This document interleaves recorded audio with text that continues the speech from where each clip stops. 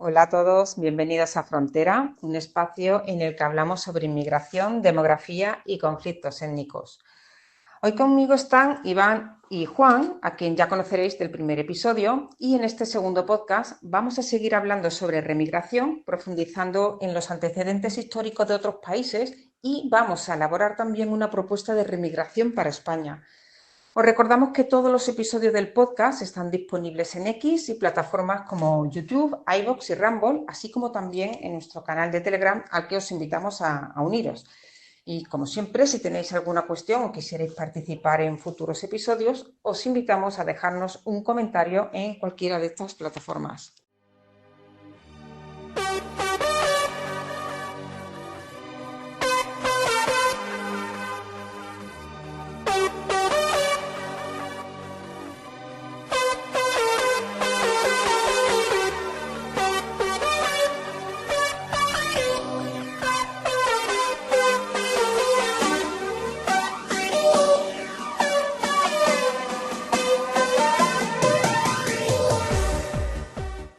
Hola a todos, soy Iván y en este segundo episodio vamos a seguir hablando de reinmigración, una idea que, como ya vimos en el primer episodio, cada vez está ganando más fuerza.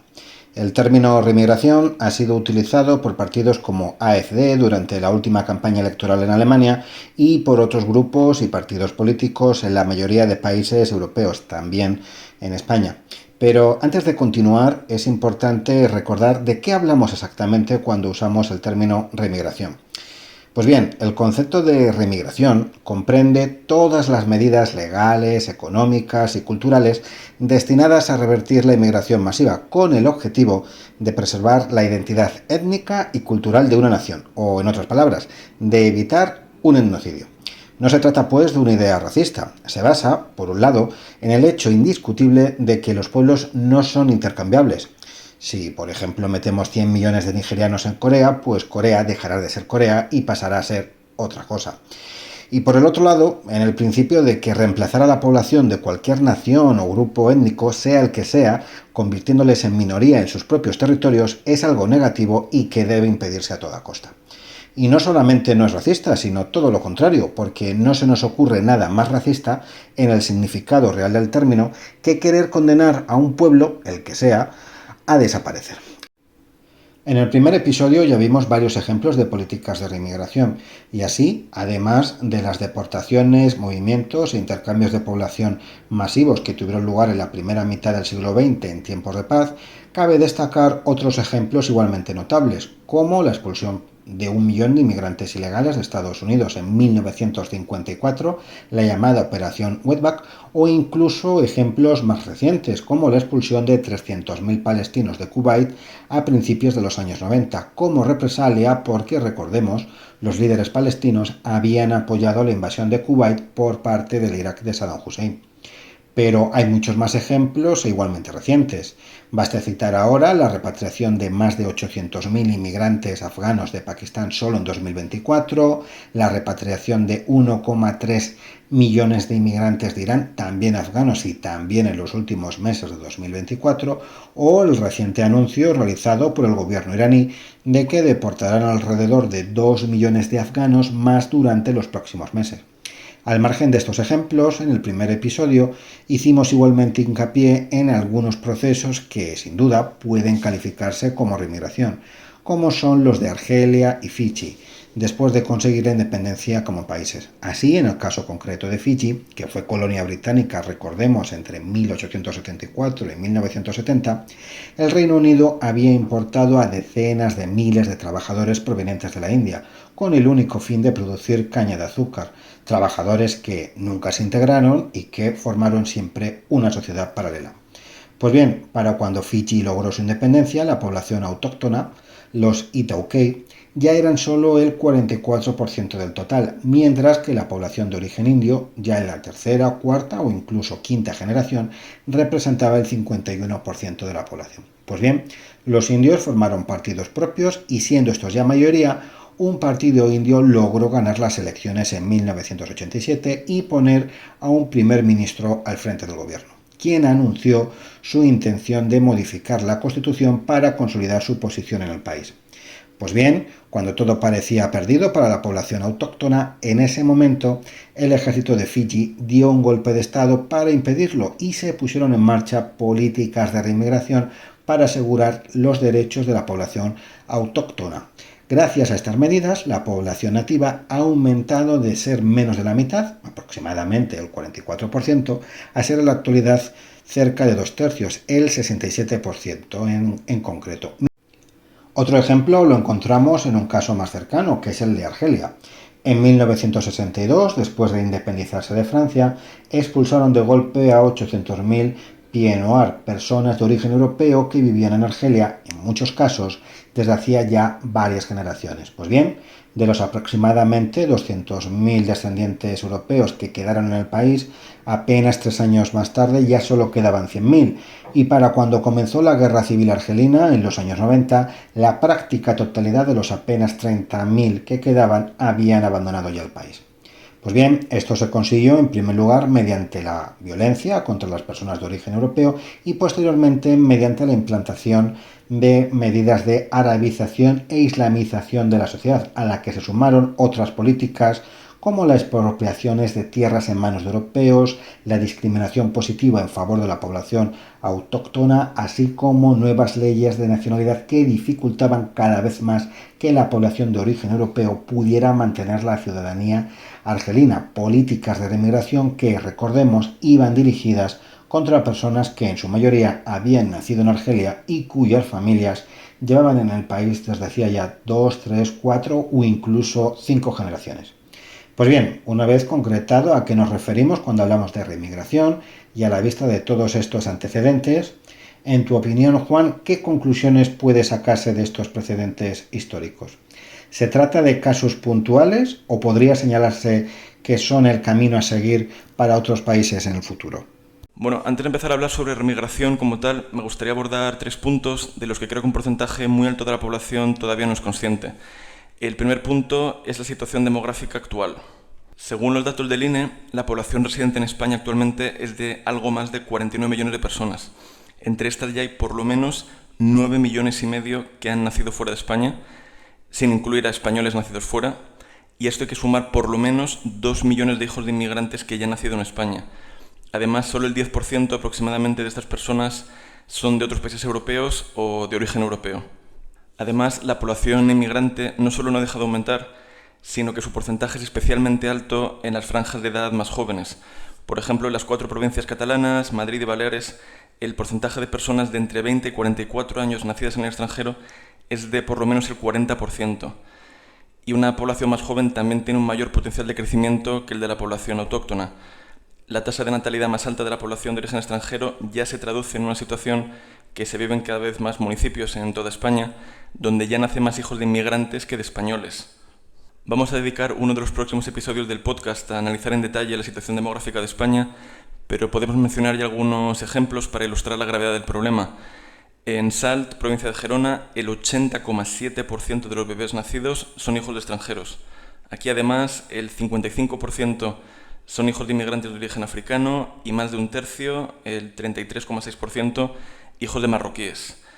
En Mollerussa, Lérida, el 60,9% de los bebés nacidos, hijos de extranjeros. En Manlleu, Barcelona, el 62,1% de los bebés nacidos, hijos de extranjeros. En Figueras, Gerona, el 57,4% de los hijos nacidos son de extranjeros. Y aunque Cataluña es la región de España con una situación demográfica más extrema, no es la única, ni muchísimo menos. En otras regiones podemos destacar Parla, en la Comunidad de Madrid, con un 55% de bebés que son hijos de extranjeros, municipios de la región de Murcia, como Torre Pacheco, con un 51% de los bebés que son hijos de extranjeros, o toda la provincia de Álava, que ya tiene más de un 40% de bebés que son hijos de inmigrantes. Además, estos son datos oficiales. Los porcentajes reales son todavía más altos porque esos datos ni siquiera recogen a los bebés que ya sean tercera generación. Además, la tendencia de estos porcentajes de extranjeros es al alza, aumenta cada año. En resumen, la situación demográfica es crítica y probablemente estemos a una sola generación del punto de no retorno, como la mayoría de países de Europa Occidental. Y es fundamental repetir esto: la demografía lo es todo y sin españoles no hay España, es otra cosa. El segundo punto son las consecuencias actuales y a corto plazo de la invasión migratoria. Ya mencionamos algunas en el primer episodio, al que remito, y no voy a entrar en detalle, aparte porque queremos dedicar un episodio entero al impacto económico de la inmigración en España y otro a la delincuencia, pero a modo de resumen. La supuesta integración es un mito, no se produce en la inmensa mayoría de los casos, y esto no solo no mejora con las siguientes generaciones de inmigrantes, sino más bien todo lo contrario. La inmigración de países no blancos, no occidentales, desde un punto de vista económico, es absolutamente deficitaria, y esto lo demuestran todos los datos publicados al respecto en otros países de la Unión Europea. Además, es mentira que hagan los trabajos que los españoles no quieren, entre comillas, y de hecho, al menos el 58% de los inmigrantes en España ni siquiera trabajan. En el caso de los marroquíes, hablamos de que solo el 22% cotizan a la seguridad social y vemos porcentajes muy parecidos entre argelinos, nigerianos, etcétera, etcétera. Y los inmigrantes no europeos que sí trabajan tampoco van a pagarnos las pensiones, por repetir el mantra de las teles, porque la inmensa mayoría de los casos ganan tan poco que apenas cotizan. Todo esto por no hablar de la brutalidad de dinero que mandan a sus países de origen, del coste que suponen los inmigrantes ilegales que llegan de África y otros países del tercer mundo, de la industria que se ha creado para mantenerlos, etcétera, etcétera. Además, la inmigración masiva empeora el problema de la falta de vivienda. Hablamos de la llegada de muchos cientos de miles de personas cada año. Supone una carga insostenible para la sanidad, hace casi imposible el acceso a ayudas sociales para los españoles, afecta muy negativamente a la natalidad autóctona, provoca la precarización de los salarios y aumenta el paro y, como ya hemos mencionado, multiplica la delincuencia, sobre todo los delitos sexuales y los delitos violentos. El impacto de la inmigración también es absolutamente perjudicial en muchos otros ámbitos. De forma general, las sociedades más diversas, entre comillas, son menos estables, menos solidarias y existe menos confianza entre sus miembros. Y por último, dos aspectos que aún resultan difíciles de entender o de aceptar también para gran parte de la derecha sociológica en España. Por un lado, que si bien el Islam efectivamente es incompatible con Occidente y trae muchísimos problemas consigo, la inmigración masiva no es un problema religioso, sino étnico. Y dos, seguramente lo más importante, que la práctica totalidad de los problemas anteriores no son causados por inmigración ilegal solamente, sino también por la entrada en masa de migrantes legales no occidentales. Por ello creo que es fundamental dejar atrás la idea de la inmigración legal como algo positivo y diferente de la inmigración ilegal, especialmente teniendo en cuenta, por un lado, los números de la una y de la otra. Según datos oficiales de 2024, serían unos 64.000 inmigrantes ilegales por alrededor de 1 millón de inmigrantes legales. Por otro lado, el hecho de que prácticamente no se hacen repatriaciones de ilegales en España. Además, las facilidades surrealistas que se dan a los inmigrantes para regularizar su situación, después de haber entrado como falsos turistas y de haberse quedado en España ilegalmente, así como para traer a sus familiares después.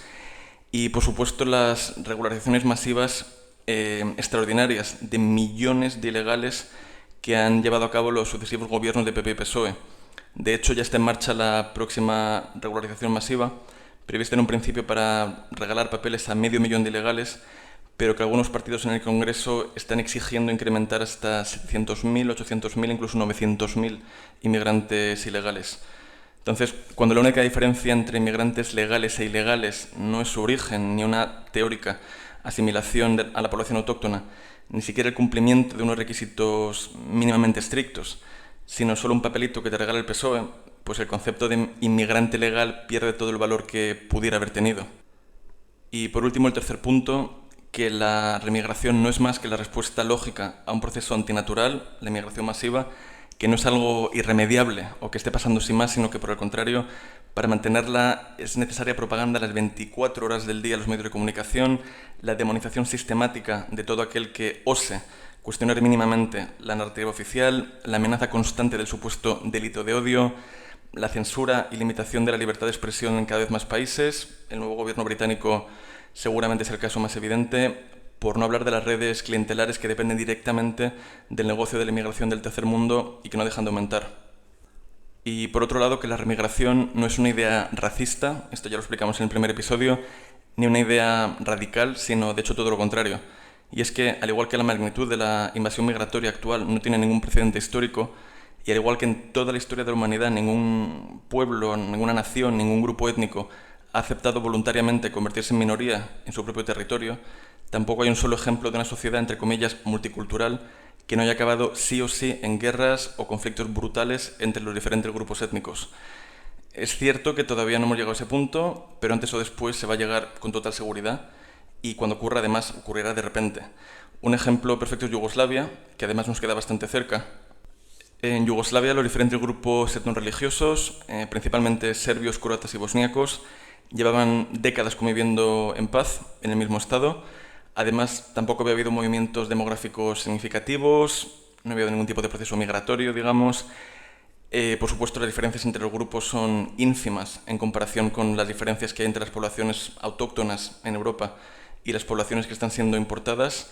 Allí hablan el mismo idioma, con variaciones regionales mínimas, tienen el mismo origen étnico y entre nosotros nadie podría diferenciar a un serbio de un croata a simple vista. Y a pesar de todo esto, cuando se dieron ciertas circunstancias, en un par de años habían pasado de la estabilidad prácticamente total a una guerra civil con limpiezas étnicas entre los diferentes grupos.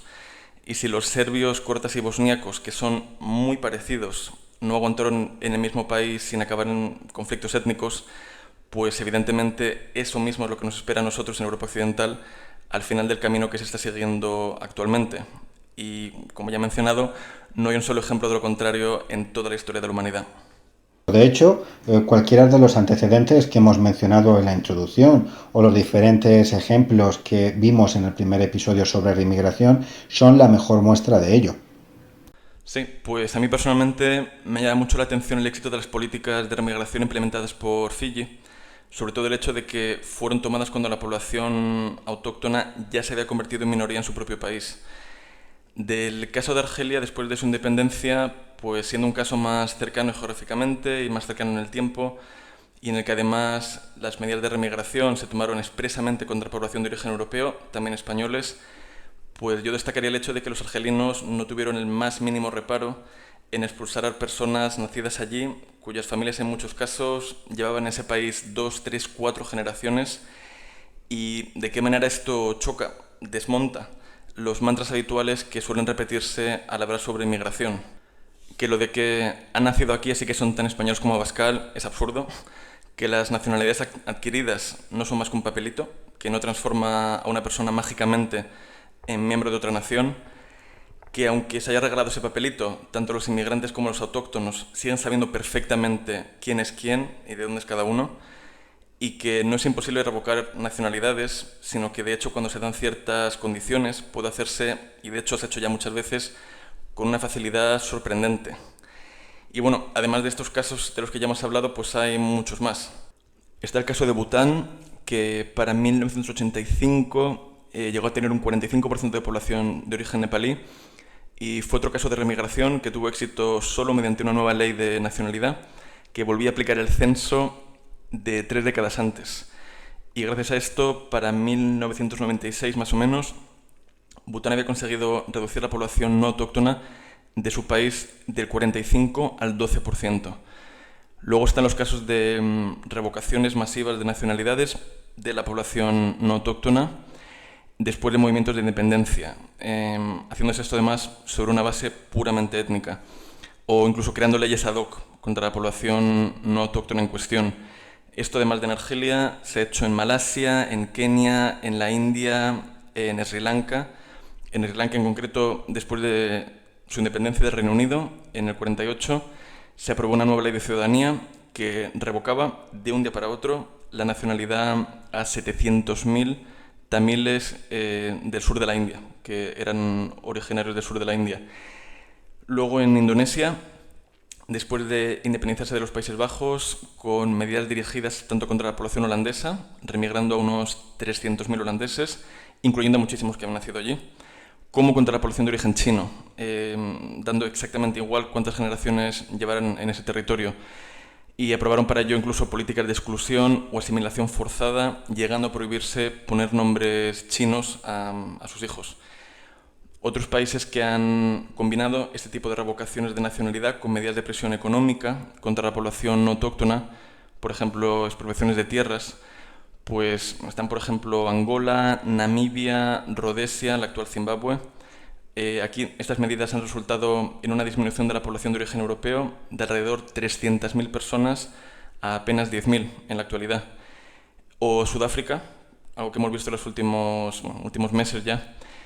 Desde 1994 se aprobó una nueva constitución y desde entonces mantiene abiertas políticas de discriminación económica y laboral brutales contra la población blanca, expropiaciones de tierras sin indemnización, llamamientos a un genocidio abiertamente de la población de origen europeo, de la población blanca, por parte de políticos de primera línea, y una ola de ataques violentos, asesinatos, y todo esto ha resultado en que la población de origen europeo haya bajado en apenas 20 años de 5,5 millones a poco más de 4 millones, en la actualidad siendo el 8% del total. Aparte de esto, podemos destacar el ejemplo de Liberia, que solamente da la nacionalidad a personas negras, nunca blancos, según su constitución. Otro caso que anunciaron hace aproximadamente 2 meses y que vuelve a tener como protagonista a Kuwait es el de la desnacionalización, así lo llaman, de 42.000 extranjeros en un plazo de 6 meses. Y esto en proporción al tamaño del país es como si España revocase casi 500.000 de nacionalidades en 6 meses.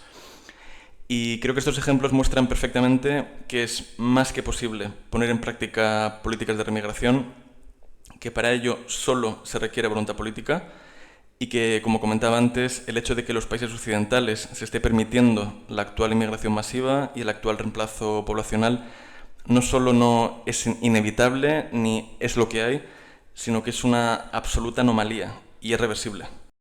Bueno, quizás alguien podría argumentar que los ejemplos que hemos mencionado ocurrieron en países con una cultura muy diferente a la nuestra, o no sé, que esas medidas serían imposibles en Europa, porque la llamada comunidad internacional no lo permitiría. De hecho, en los comentarios del primer episodio, algunos precisamente preguntaban si los casos que mencionamos serían posibles en países europeos que ya han perdido gran parte de su soberanía y cuyas políticas en materia migratoria a menudo la deciden a nivel europeo. En tu opinión, ¿hasta qué punto serían aplicables estos tipos de medidas en países que están bajo la bota de Bruselas?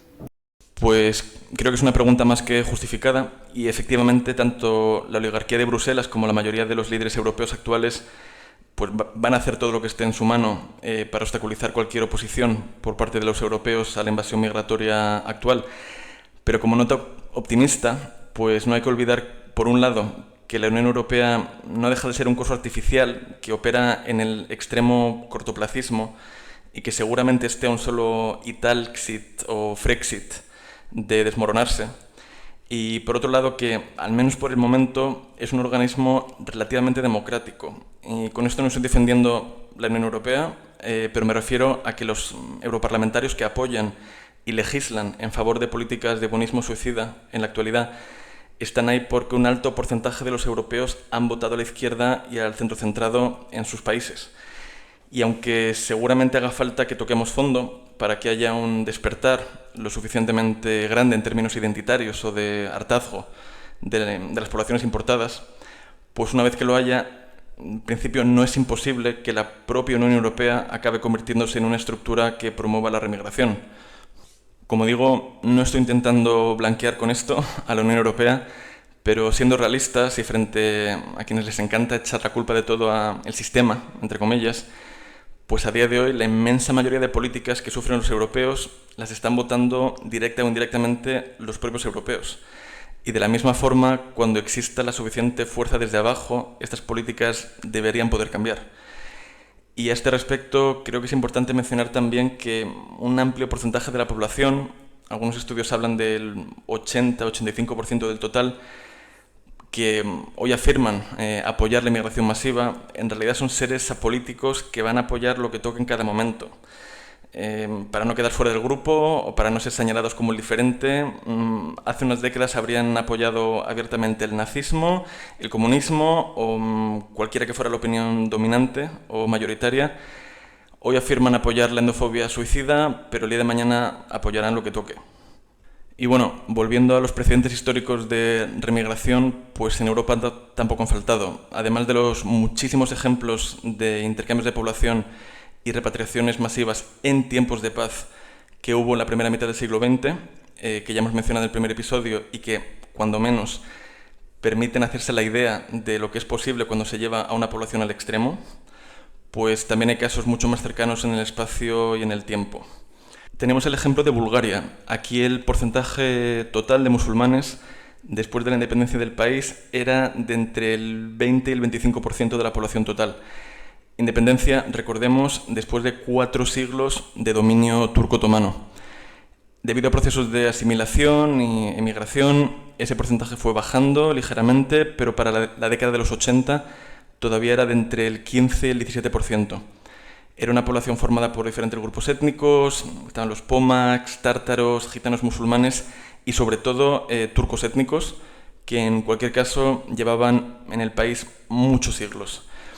En la década de los 80, el gobierno comunista de Bulgaria pone en marcha una campaña de asimilación forzosa, conocida como el proceso de revitalización, así lo llamaron, en el que se obligaba a todos los musulmanes a adoptar por la fuerza nombres búlgaros cristianos, se les prohibía hablar turco en público, se cerraron los colegios turcos que quedaban, que habían sido prohibidos ya una década antes, se cerraron emisoras de radio y publicaciones escritas en turco, se cerraron mezquitas y se prohibieron prácticas islámicas como la circuncisión y el hijab, el velo islámico.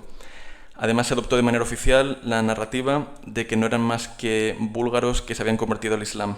Aquellos que se resistían a estas medidas de asimilación sufrían la confiscación de propiedades, pérdida de salarios y pensiones, acceso al banco e incluso se les encarcelaba. Muchos sufrieron violencia policial y otros fueron mandados a campos de trabajo. Para 1989, las autoridades búlgaras se dieron cuenta de que estas medidas de asimilación total no estaban dando resultado, o resultado esperado, y que además estaba aumentando la resistencia por parte de la población musulmana. Así que el gobierno búlgaro cambió de táctica y de la asimilación pasaron a la expulsión, lo que llamaron la Gran Excursión. Primero relajaron su política de pasaportes y expidieron pasaportes a quienes consideraban turcos, dejándoles además tenerlos en casa, algo que era muy poco habitual en países comunistas. Unos 10 días más tarde abrieron la frontera con Turquía y se comunicó que era para permitir la entrada de turistas y que recibirían permisos de estancia de 3 meses. Al mismo tiempo, mientras afirmaban que todos los desplazamientos eran voluntarios, intensificaron las autoridades su campaña de presión y amenazas de violencia dentro de Bulgaria, a veces presionando a pueblos enteros para que se marcharan a Turquía. Y en apenas 3 meses, más de 350.000 musulmanes se habían ido del país. Aunque algunas decenas de miles de personas volvieron a Bulgaria al año siguiente, porque cayó el régimen comunista en Bulgaria, pues creo que esto demuestra con qué facilidad podían ponerse en práctica medidas de este tipo, incluso a finales de los 80, además en un breve espacio de tiempo. Y destacaría que, a diferencia de España y otros países de Europa Occidental, donde empezaron a llegar inmigrantes en masa hace 1, 2, 3 generaciones como mucho, pues en el caso de Bulgaria la población no autóctona empezó a inmigrar a ese territorio en el siglo XV, lo cual no supuso ningún impedimento para implementar un programa de remigración cuando por fin se dieron las circunstancias oportunas. El segundo ejemplo, del que ya hablamos en el primer episodio, es el de Letonia, aún más cercano en el espacio y en el tiempo. Letonia fue invadida y anexionada por la Unión Soviética durante la Segunda Guerra Mundial, en 1940, y debido a las deportaciones que llevó a cabo el régimen comunista y a la inmigración de rusos étnicos, para cuando cayó la Unión Soviética y Letonia volvió a ser independiente, en 1990, los letones étnicos ya eran solo el 52% de la población. El resto era sobre todo población de origen ruso. Recordemos una población que, a diferencia de la inmensa mayoría de lo que nos entra a nosotros, había emigrado a Letonia legalmente, según las leyes de aquella época, provenía de otro país europeo, con una cultura relativamente parecida, no era una población dada a cometer delitos, ni con un riesgo de terrorismo, y no era parasitaria, sino que de hecho probablemente estaba más formada al ser una población más urbana frente a una población autóctona más rural. Pero los líderes de la Letonia nuevamente independiente comprendieron que estaban a punto de convertirse en minoría en su propio país y decidieron impedirlo. Para ello restituyeron la Constitución letona de 1922 y a la hora de conceder la nacionalidad letona decidieron volver a aplicar el censo de 1935. Y es que cuando Letonia fue anexionada por la Unión Soviética, la población étnicamente letona era de casi el 89% del total, y al restituir la antigua Constitución solamente se dio nacionalidad a las personas que aparecían en el censo del 35 y a los descendientes directos de esas personas. El resto de la población, originaria de Rusia u otras partes de la Unión Soviética, recibió en su lugar un permiso de residencia, sin nacionalidad y sin derecho a votar, y la posibilidad de acceder a una vía para solicitar la nacionalidad tras demostrar conocimientos de letón y una integración total en la sociedad letona, etcétera, etcétera. Y solo con aprobarse la revocación de nacionalidades concedidas durante el régimen soviético, gran parte de la población no autóctona decidió por sí sola volver a su país de origen, y gracias a estas medidas de remigración, los letones étnicos pasaron de ser solo el 52% de la población en su propio país en el 1990 a ser más del 72,6% que son actualmente. Hay otras muchas iniciativas y medidas en Europa que van en esa misma dirección. Por ejemplo, tenemos a Dinamarca y a Suecia ofreciendo incentivos económicos para la repatriación voluntaria de inmigrantes. En el caso de Suecia, llegando a ofrecer 31.000 euros por inmigrante. El año pasado, de hecho, Suecia ha tenido más emigración que inmigración por primera vez en 50 años. Por otro lado, aunque no es una medida de remigración propiamente dicha, pero sí muestra el tipo de cosas que pueden hacerse fácilmente si existe la voluntad política para ello, tenemos el anuncio del gobierno de Estonia de hace un par de meses de que modificarán la constitución del país para dejar sin derecho a voto en las elecciones locales a la minoría bielorrusa y rusa residente en Estonia, aunque hayan nacido allí, solo por no considerarlos lo suficientemente leales al país. También podemos mencionar la medida de la Italia de Meloni de abrir un centro de deportación en Albania, algo parecido a lo que tenía Australia en su momento, para responder a la prohibición por parte de la Unión Europea de hacer devoluciones en caliente. Por el momento los tribunales italianos se lo están parando, pero la iniciativa está ahí y seguramente antes o después saldrá adelante, creando además un precedente muy interesante para España. También tenemos las revocaciones de nacionalidades llevadas a cabo por Francia y el Reino Unido, que también crean un precedente muy importante. En Reino Unido se permite revocar la nacionalidad por existir, abro comillas, amenazas al bien común, por ejemplo en casos de terrorismo, o por haberla obtenido mediante fraude. Por ejemplo, tras la aparición del Estado Islámico, pues en 2017 Reino Unido revocó la ciudadanía británica a 148 inmigrantes nacionalizados, abro comillas, por el bien común, y ha habido un total de 373 revocaciones en los últimos años. Además, en 2022 se aprobó la llamada Ley de Nacionalidad y Fronteras, que expande la capacidad del Gobierno para revocar nacionalidades y que hace poco más de un año fue ratificada por el Tribunal Supremo Británico y después por la Comisión Especial de Apelaciones en materia de inmigración. Quizá a algunos les suene el caso de Shamima Begum. En Reino Unido se utiliza bastante, se oye bastante. Era una chica nacida en Londres con padres de Bangladesh que viajó a Siria en 2015 para unirse al ISIS y en 2019 le revocaron la nacionalidad británica y no ha podido volver al país desde entonces. Como decía, Francia también ha hecho revocaciones de nacionalidades similares. Hasta el momento ha sido menos frecuente que en Reino Unido, pero solo el año pasado hubo 31 casos. Como ejemplo, podemos mencionar a un tal Kemi Seba, al que le revocaron la nacionalidad francesa solamente por criticar las acciones de Francia en África, por considerarlas perjudiciales para los intereses de la nación. Una vez más, con independencia de las cifras, se trata de que no solo no es imposible revocar nacionalidades a hijos de inmigrantes nacidos ya en el país, sino que de hecho ya se han creado precedentes.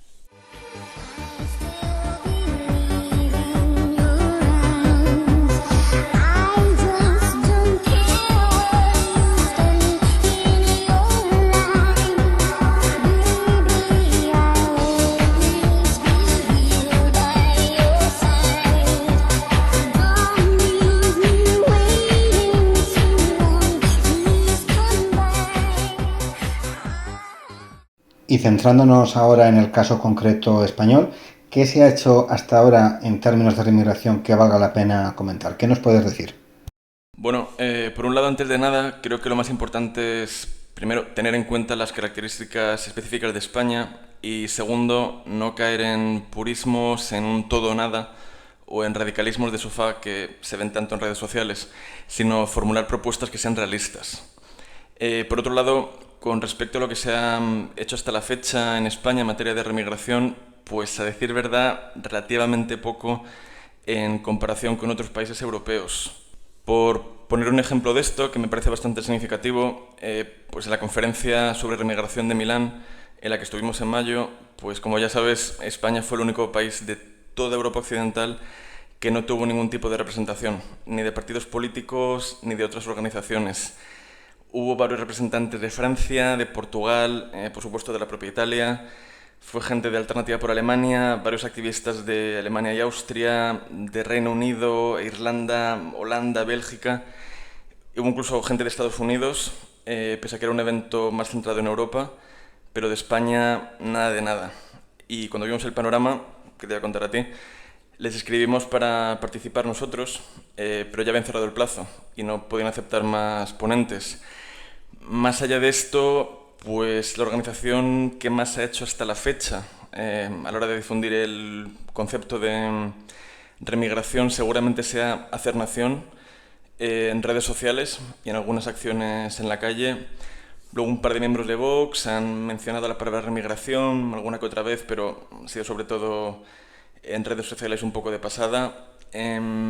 Por último, pues algunas acciones y las 2 o 3 manifestaciones que ha convocado Falange, las Juventudes Falangistas en Madrid, y algún que otro grupo en los últimos meses que sí han llevado expresamente la palabra remigración en la pancarta. Personalmente, y volviendo al tema del realismo, un problema que veo estas acciones es que ha acabado predominando una estética muy determinada, que ha acabado habiendo gente haciendo el saludo romano y al menos una de ellas directamente se gritaban lemas nazis. Yo personalmente estoy bastante convencido de que hay infiltrados del CNI, la policía o de quien sea en algunos de estos grupos. Y en cuanto a los que no sean infiltrados, pues bueno, yo no voy a entrar en ideología en sí, pero es evidente que les ponen en bandeja a los endófobos y a los medios de propaganda que saquen el titular de manifestación no hacia la Puerta del Sol y se queden tan anchos. Y bueno, entiendo quienes hagan estas cosas para consumo propio, del grupito de colegas, para los likes del Twitter, pero si el objetivo realmente es difundir y normalizar la idea de remigración en la población general, que al final es lo que debería estar haciéndose, pues no se me ocurre nada más contraproducente que vincularla al nazismo, encima ellos mismos a propósito, ¿no? Y bueno, los colectivos identitarios en otros países europeos y la gente que organizó y participó en la conferencia de remigración de Milán, por ejemplo, han cuidado muchísimo el tema de la estética y de cómo transmitir el mensaje, y evitan como la peste este tipo de vinculaciones. Pero bueno, quizá podamos hablar de ese tema más en profundidad en otro momento. Y de cara al futuro, en tu opinión, ¿qué aspectos concretos crees que debería tenerse en cuenta a la hora de abordar el caso específico de España y plantear una propuesta de reinmigración que sea válida? Pues bueno, con respecto a las características específicas de España, yo creo que destacaría 2. La primera sería el hecho de que las estadísticas oficiales no son tan detalladas como en otros países de Europa, y muchas de ellas, por ejemplo, las de criminalidad o las de beneficiarios de ayudas y prestaciones sociales, ya no valen para casi nada, porque cuentan como españoles, entre comillas, a los inmigrantes nacionalizados, que ya son 3 millones, sin contar a sus hijos.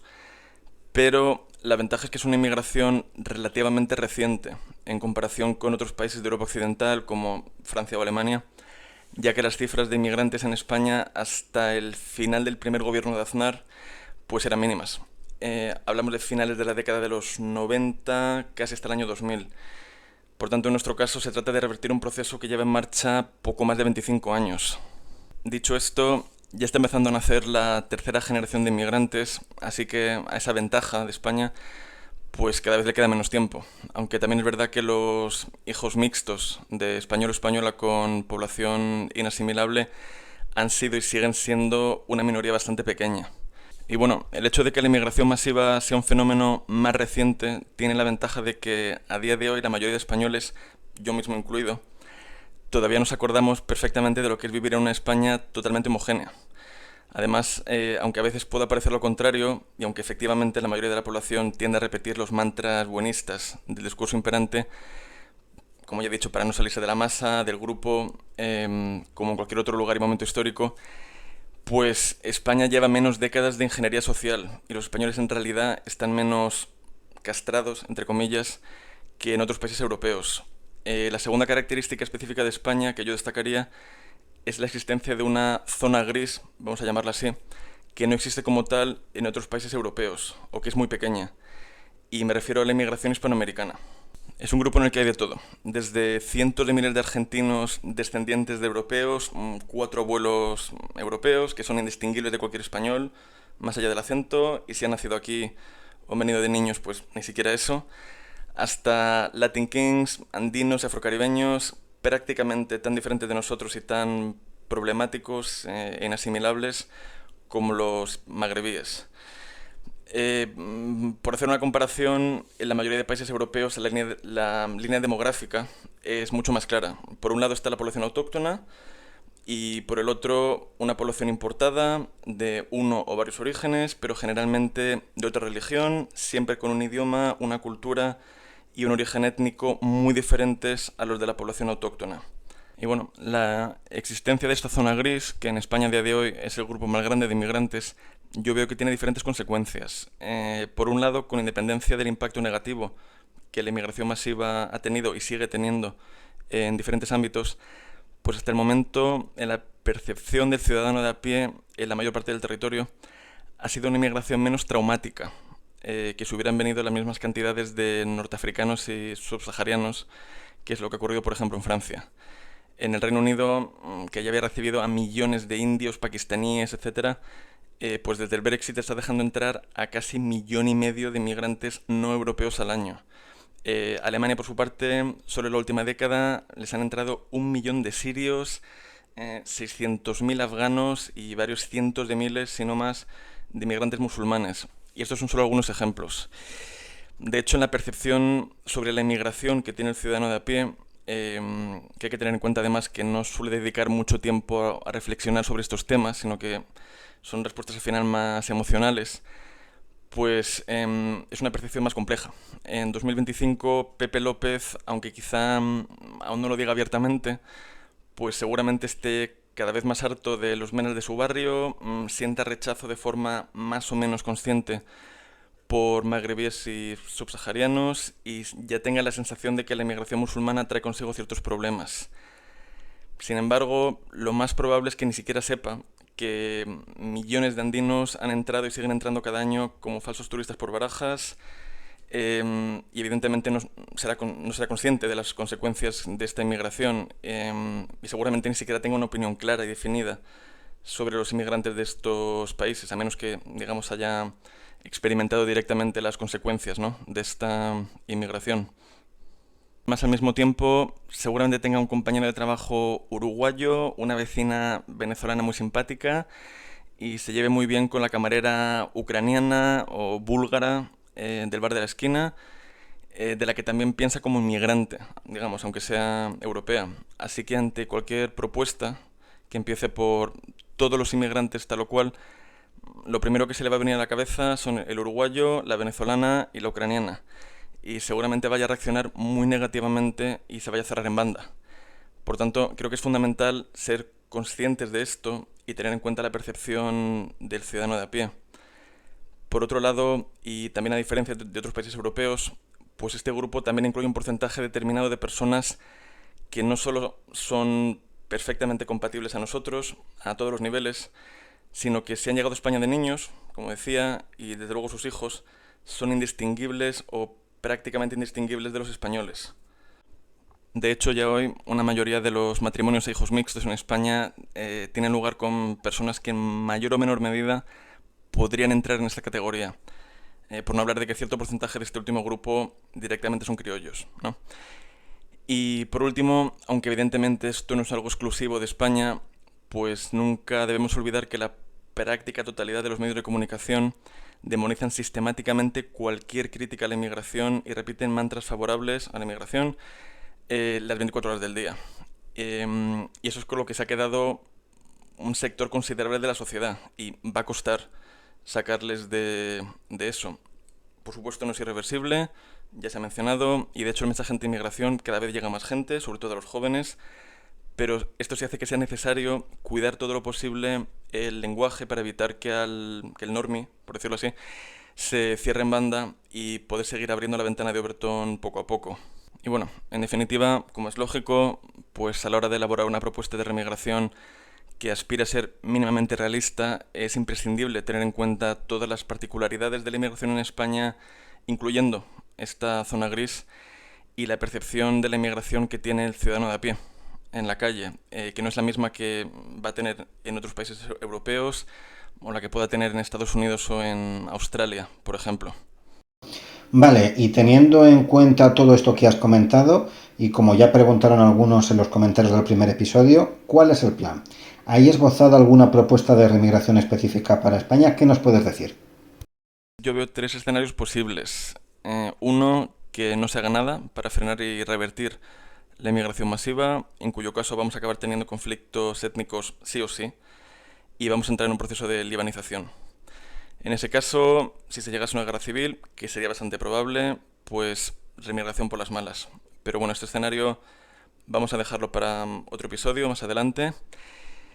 Dos, un colapso del régimen político actual y, llegado el momento, restablecer la nacionalidad española de acuerdo a un censo anterior, pongamos el año 2000, que es básicamente lo que hizo Letonia en 1991. Y tres, una solución política dentro del régimen actual, que es en lo que voy a centrarme hoy. Y bueno, esta propuesta comprendería tres fases. En la primera, medidas que podrían ponerse en práctica hoy mismo. En la segunda, medidas que podrían ponerse en práctica con una mínima dificultad. Y en la tercera, medidas que tendrían una mayor dificultad, pero que no son en absoluto imposibles. En la primera, como decía, medidas que ya son posibles hoy, con la legislación vigente en la mano. Y antes de esto, un punto en el que creo que es importante hacer hincapié es no promover y no contribuir a la inmigración masiva en lo que depende de cada uno de nosotros. Y en lo que dependa de cada uno de nosotros, pues no contribuir a que ciertos grupos se sienten a gusto en España. Sin más. En cuanto a las medidas, deportación de inmigrantes ilegales, con la ley de extranjería vigente actualmente, eliminación de incentivos a la inmigración ilegal, paguitas, ayudas, ONGs, etcétera, etcétera. Prioridad a los nacionales para todo tipo de ayudas, incentivos para la repatriación voluntaria de inmigrantes, como en el caso de Suecia, y que de hecho el gobierno español actual ya ha llevado a cabo de alguna forma, aunque a escala mucho menor, y dejar de acomodar la comida, los espacios públicos y los días festivos a los inmigrantes musulmanes. Un pequeño inciso, yo añadiría, en la medida de lo posible, pues centrar la comunicación y la estrategia, digamos, en materia de inmigración en este último grupo y no en la zona gris. Volveré a esto ahora en un momento. Estas son todas medidas que pueden implementarse, como decía, hoy mismo, con relativa facilidad, y que, como ya he dicho, se considerarían absolutamente normales en cualquier otra parte del mundo. A muchos quizás les sepa poco, dada la gravedad de la situación actual, y efectivamente estas medidas serían insuficientes por sí solas, pero uno, cambiarían la dirección en la que están yendo las cosas ahora mismo. Dos, ya tendrían un efecto disuasorio enorme para nuevos inmigrantes y haría que muchos se marchen por voluntad propia. Y tres, ayudarían a abrir la ventana de Overton lo suficiente para poder implementar medidas más ambiciosas. En la segunda fase, medidas que son posibles dentro de la Constitución actual, pero que requieren pequeños cambios en la legislación vigente o que aún no se han llevado a cabo y sería necesario que la ventana de Overton se abra más para poder llevarlas a cabo. En primer lugar, hacer obligatorio el priorizar a los españoles a la hora de contratar. Hay muchos países, por ejemplo Israel, en los que antes de poder contratar a un inmigrante es obligatorio demostrar que no es posible encontrar a un trabajador con ese perfil en el mercado local. Aparte de esto, se dan solamente visados de trabajo por 5 años no renovables y que en cualquier caso no abren la puerta a ninguna forma de residencia permanente y, por supuesto, tampoco a la obtención de la nacionalidad. Después, revocación del permiso de residencia y consiguiente deportación de todos los inmigrantes legales con permiso de residencia que cometan algún tipo de delito. Después, revocación del permiso de residencia de todos los inmigrantes legales con permiso de residencia que no trabajen y que vivan a costa del Estado. Después, la revisión de todos los permisos de residencia concedidos en los últimos años, partiendo de la no renovación de estos permisos, excepto en casos muy concretos. Y a este respecto, mencionar que solo en 2023, el último año del que se tienen datos, se concedieron 1,1 millones de permisos de residencia. Es decir, que esto no incluye siquiera la llegada de ilegales. Y aparte de los permisos concedidos por trabajo, por estudios o por razones humanitarias, se concedieron 450.000 por reagrupación familiar y 210.000 por arraigo. Después, la eliminación del arraigo como posibilidad para la regularización de inmigrantes ilegales. Y por último, empezar a revocar las nacionalidades concedidas. No solo están los precedentes que ya hemos mencionado en países como Francia o el Reino Unido, sino que quizá muchos no sepan que la Constitución actual ya contempla esta posibilidad, según consta, para los supuestos contemplados por la ley. Y esto abarca todos los casos, excepto en aquellos en los que la nacionalidad española se haya adquirido por origen, es decir, porque los padres del bebé nacido ya tuvieran la nacionalidad española. Estos casos, ya contemplados por la ley, incluyen, entre otras cosas, la obtención fraudulenta de la nacionalidad española, la adquisición de otra nacionalidad incompatible, volveré a esto en un segundo, o la comisión de un delito grave que implique deslealtad al Estado. Por tanto, solo con los sucesos recogidos actualmente ya sería posible, primero, revocar la nacionalidad española en casos de yihadismo y similares, como ya se ha hecho en Francia y en el Reino Unido. Aquí serían relativamente pocos casos, pero permitiría abrir en la sociedad el melón de quitar nacionalidades. Segundo, de forma inmediata, revocar la nacionalidad a todos los marroquíes que la tengan. Ya son más de 1 millón y al ritmo actual dentro de pocos años serán 2 millones. Y es que España y Marruecos no tienen un acuerdo de doble nacionalidad y Marruecos por su parte no reconoce la renuncia a la nacionalidad marroquí. Así que aunque los moros firmen un papelito en el que ponga que renuncian a su nacionalidad, su país les sigue considerando marroquíes. Sobre ese tema estamos pensando hacer un episodio aparte o un espacio de Twitter, aunque sea, con un abogado, porque es surrealista, que aún no se haya hecho nada a nivel político. Pero bueno. Y tercero, ampliar estos supuestos e incluir todas las circunstancias posibles para aquellos que hayan obtenido la nacionalidad mediante un proceso administrativo, es decir, no de origen.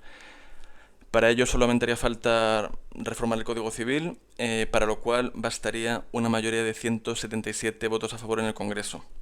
Una de las circunstancias que deberían introducirse sería la de poder revocar la nacionalidad a aquellos que, si bien hayan regularizado su situación a posteriori, hayan entrado ilegalmente, hayan permanecido en el país ilegalmente o hayan cometido cualquier otro tipo de delito antes de su regularización y de la obtención de la nacionalidad española.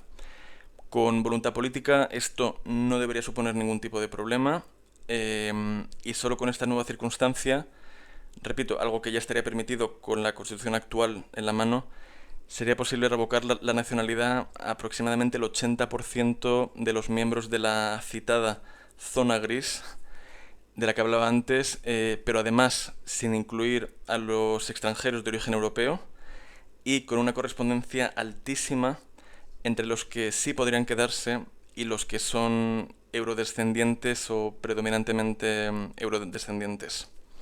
Al llegar a esa tercera fase ya se habría parado la inmigración masiva a España, habría desaparecido cualquier efecto llamada y sobre todo se habrían solucionado la gran mayoría de los casos. En ese punto además todavía más inmigrantes ya se habrían vuelto a sus países voluntariamente y el último obstáculo que quedaría es el de los inmigrantes que tengan la nacionalidad española por origen, es decir, por ser hijos de padres que la hubieran obtenido antes de que ellos nacieran. Y aquí sí nos encontramos con el artículo 11 de la Constitución. Aquí habría dos posibilidades sin incluir los dos primeros escenarios que mencionaba al principio. Opción 1, modificar la Constitución para incluir un supuesto que abra la puerta a la revocación de estas nacionalidades. Por ejemplo, si los padres a través de los cuales se hubiera obtenido la nacionalidad pues fuera revocada. Y en cualquier caso esto sí sería posible, ya que el apartado que regula la concesión de la nacionalidad española no se encuentra entre los 9 primeros artículos que sí que están blindados, que son cuestiones como la monarquía, la capital, derechos y libertades fundamentales, etc. Para esto le falta una mayoría de 3/5 en las dos cámaras, pero creo que es algo de lo que habría que preocuparse ya llegado el momento, y que con lo que hay que quedarse ahora es que incluso ese paso, que sería el más complicado, con mucha diferencia, pues es perfectamente posible si hay voluntad política. Y opción 2, que el Tribunal Constitucional diga que se puede hacer y punto. Porque al final la Constitución permite lo que la mayoría parlamentaria que tenga el poder en ese momento quiere que permita. Ejemplos no faltan, está el de la irretroactividad y la anulación de la plusvalía, donde se pasaron por el forro lo que pusiera la Constitución. Dijeron no sé qué de interés común, perjuicio para el Estado, y dijeron que era constitucional y fuera. Segundo ejemplo, la amnistía con el tema de Cataluña, poco que añadir. Y bueno, por los que puedan decir cosas como que la gente nunca permitiría algo así, pues realmente la inmensa mayoría de la población aceptará lo que se haga y punto. Basta pensar en el tema de las restricciones por el COVID y cómo la inmensísima mayoría de la población aceptaba lo que se decía en cada momento sin rechistar. Y bueno, incluso el progrerío de hoy, que al final es gente que sigue la narrativa dominante. Hoy son progres, ayer habían sido franquistas, mañana serán lo que toque. Pues cuando la hegemonía cultural cambie, y ya está empezando a cambiar, en cuanto en su grupito de amigos les miren mal o dejen de llamarles por hacer algún tipo de comentario a favor de la inmigración tercermundista, ellos serán los primeros en apoyar la remigración. Y para terminar, una última pregunta. Todas estas medidas que estamos comentando, ¿en qué plazo sería factible su implantación? ¿Se ha hecho algún cálculo? ¿Hay alguna estimación? En tu opinión, ¿de qué tiempos estamos hablando aproximadamente si se quisiera llevar a cabo todas estas medidas? Pues una vez más, si hay voluntad política, todo es posible. Me quedo con el ejemplo de Irán, que ya hemos comentado antes. Solo los últimos 3 meses de 2024 deportaron a 1,3 millones de inmigrantes afganos y anunciaron que iban a repatriar a otros 2 millones en 2025. Esto no solo demuestra que ese tipo de medidas son perfectamente factibles, sino que nos permite hacernos una idea de cuánto tardaría en implementarse un programa de remigración en Europa Occidental. Y siguiendo el modelo iraní, Alemania, por ejemplo, tardaría en completarlo 3 años y 5 meses, en Reino Unido 2 años y 8 meses, Francia 2 años y 2 meses, Suecia aproximadamente 6 meses y en el caso de España 1 año y 7 meses.